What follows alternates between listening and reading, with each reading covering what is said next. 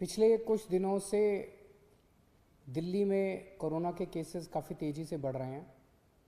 देश भर में कोरोना के केसेस तेज़ी से बढ़ रहे हैं और दिल्ली में भी पिछले कुछ दिनों से कोरोना के केसेस बढ़ रहे हैं। 16 मार्च को दिल्ली में लगभग 425 केस थे और आज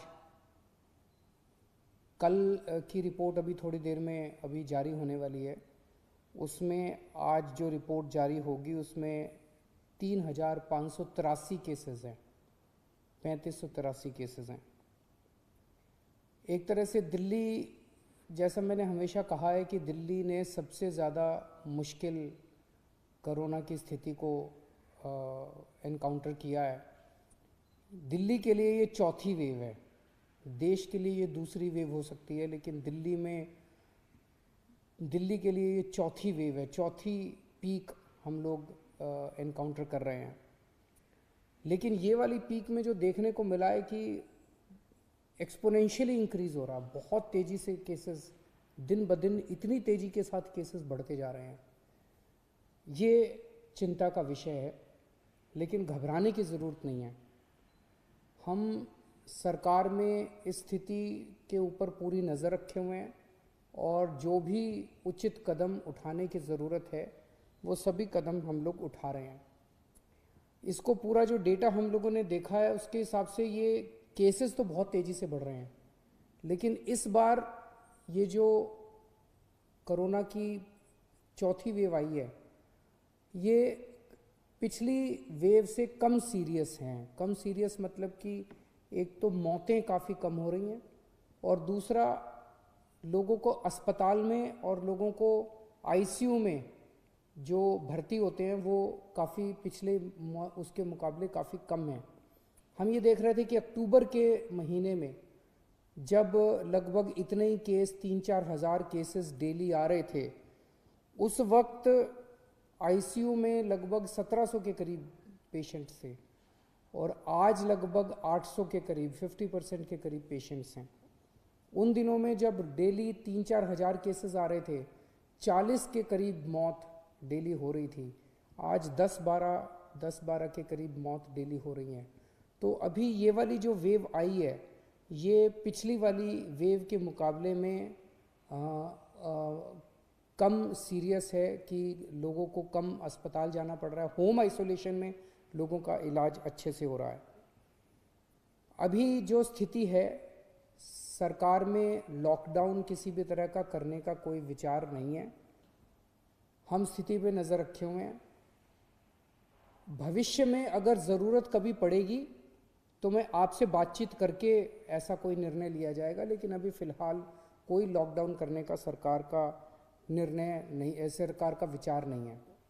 लेकिन आज हमने मीटिंग करके ये देखा कि अस्पतालों में और कितनी व्यवस्था करने की ज़रूरत है ताकि अगर लोग बीमार हों और वो अस्पताल में एडमिट होना चाहें तो एम्बुलेंस की व्यवस्था, अस्पताल की व्यवस्था, वेंटिलेटर की व्यवस्था, ऑक्सीजन की व्यवस्था और आईसीयू की व्यवस्था, ये सारी व्यवस्थाओं के ऊपर आज हम लोगों ने विचार किया है और इसके लिए पूरा प्लान तैयार किया है कि कैसे कैसे किन किन स्टेजेस के अंदर आईसीयू के बेड्स बढ़ाए जाएंगे, कब कब प्राइवेट अस्पतालों के अंदर आईसीयू के बेड्स बढ़ाए जाएंगे, कब कब सरकारी अस्पतालों के अंदर कितने कितने बढ़ाए जाएंगे, उसकी हम लोगों ने पूरी प्लानिंग की है।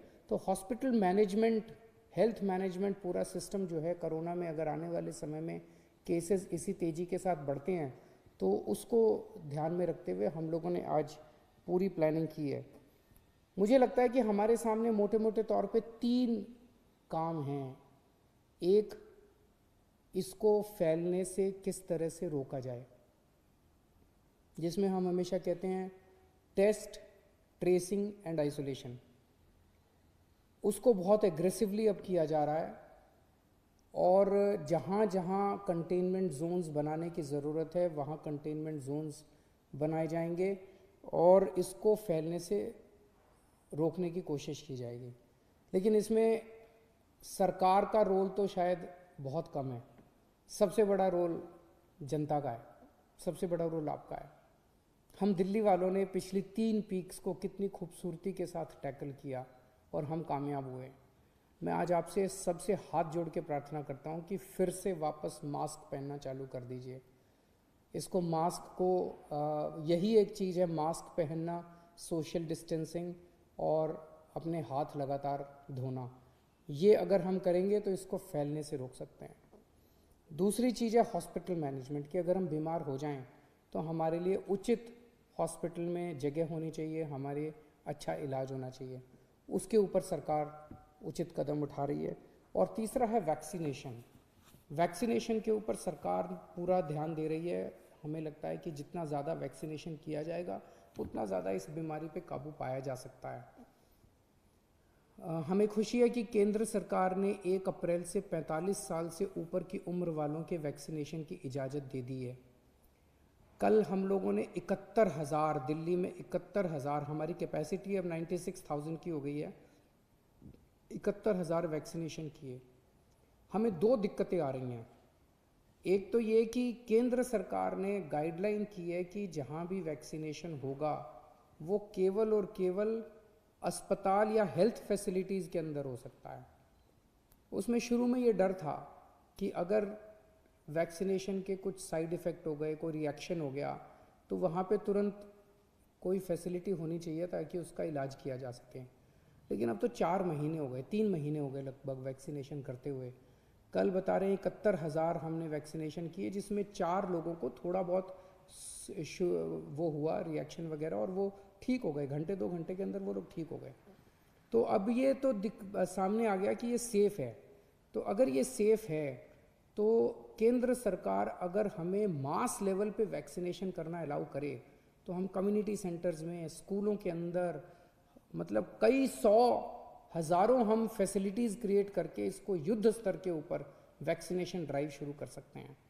और अगर युद्ध स्तर के ऊपर वैक्सीनेशन ड्राइव शुरू की गई तो मुझे लगता है कि कोरोना को कंट्रोल करने में हम लोगों को मदद मिलेगी।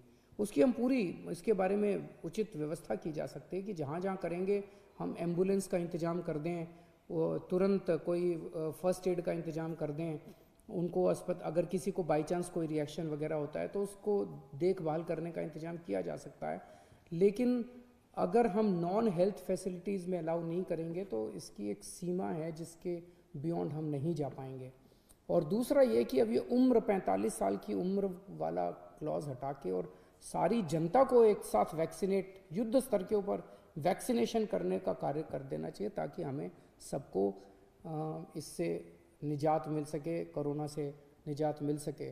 तो मैं उम्मीद करता हूँ कि केंद्र सरकार इसको पूरे गौर करेगी और युद्ध स्तर के ऊपर राज्य सरकारों को अपने स्तर पे वैक्सीनेशन करने की इजाज़त देगी। और अंत में मैं जनता से अपील करना चाहता हूँ कि दिल्ली की जनता ने बड़े बड़े काम करके दिखाए हैं और ये चौथी वेव भी हम लोग ज़रूर इस पे काबू पाएंगे।